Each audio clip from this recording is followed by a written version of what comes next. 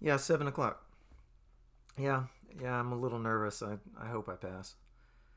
Yeah, three boards. Yeah, I'm just not real sure of the forms.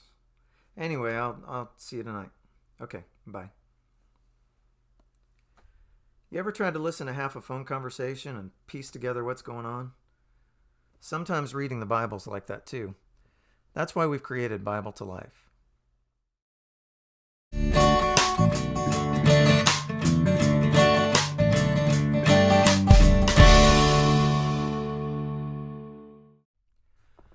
So, what were you able to piece together from that little mock phone conversation that I had? I mentioned that I'm hoping to pass, so you probably figured out that I'm taking some kind of test at 7 o'clock tonight. I mentioned some other terms. I talked about boards, three boards. Well, boards are sometimes a term for certain kinds of tests, so maybe I'm just talking about the test itself. And then I talked about being a little unsure of the forms. Well, what does that mean? You might assume that I'm talking about the forms that I had to fill out to be able to take the test. Maybe I'm concerned that I filled those out wrong. Now, if I give you a little more context, if I tell you that my son and I are training in a martial art, then all of a sudden those terms take on a new meaning. Now, boards are actual boards that we have to punch through and break. And forms are martial arts forms that we have to do, right? So the context of the conversation tells you a lot, and if you don't have that context, then you're giving your best guess based on what you know about the meanings of words. Well, sometimes reading the Bible can feel that way too. The Bible authors wrote to a particular audience at a particular time, and they had certain assumptions about what their audience would understand.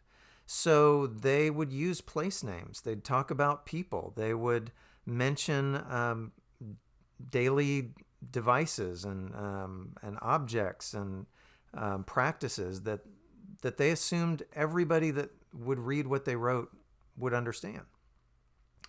We're now approaching the Bible 2,000 years, 3,000 years later than these texts were actually written. And we're sort of listening in on a conversation that took place in a world that's very different than ours. And so without that context, it can be confusing. It can be hard to understand what the Bible's saying. And that's what this YouTube channel is all about. Bible to Life is designed to bring the Bible to life so that it can better impact your life. We're going to give you the other half of the conversation so that you can understand what the Bible's saying. I've got this carefully selected wall of books behind me. It's basically just to impress you and show you that I know something about the Bible. But you don't need a wall of books behind you to understand the Bible. You just need to know a little bit about the conversation that the Bible is having and the biblical writers are having with their original readers, and the conversation that God is having with us through His eternal Word. And the more we understand the other side of the conversation, the more we understand the original context, the more we can understand what's really being said so that we can better apply it to our lives. That's the purpose of this channel. And if that's exciting to you, if you want to learn more about the Bible and apply it to your life more effectively, then I'd ask you to click the subscribe button, sign up for notifications, like this video, share this video, share the videos that I produce. I think you'll find them very helpful. Thanks and have a great day.